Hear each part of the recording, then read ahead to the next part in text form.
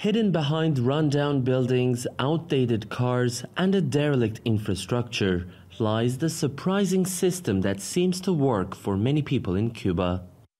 Mercedes Acosta Padron is a 74-year-old widow. She lives alone with her grandson in the outskirts of Havana and relies on her pension of around $14 a month, but says she prefers to be poor here than any other country. We feel protected in this country. We have free doctors and ambulances at our disposal. We get free medicine and we get financial assistance. Her grandson was born blind, but an operation by Cuban specialists saved part of his vision, and the state continues his treatment without charging a single penny. I am grateful for this system because of my grandson. He had 3 operations. I have no idea how much it would cost in any other country, but here it's free. And he managed to get a degree in information technology and has a salary. That's only possible here. Mercedes also receives a daily ration of food, and all the utilities for her house are also paid for.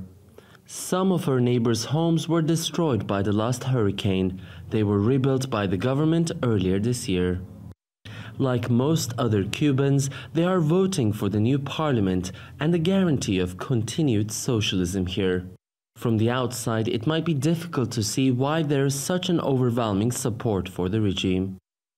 I asked Gonzalo Vidal, who fled to Cuba 37 years ago as a leftist political asylum seeker from Chile, and impressed by the Cuban society, he decided to stay on.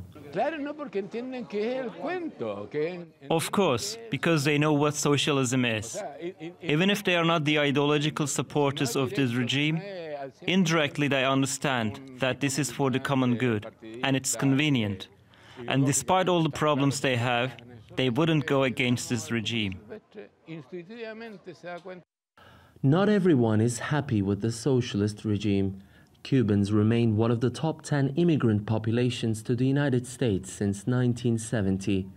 Figures have risen year on year, with nearly 60,000 Cubans seeking a new home and opportunity in the United States in 2016. There's little daily contact with the outside world, and internet is barely available. But despite the closed doors and lack of financial prosperity, Cubans are aware of the sacrifices, and most here seem determined to stick with the old ways. Ediz Tiyansan, TRT World, Havana.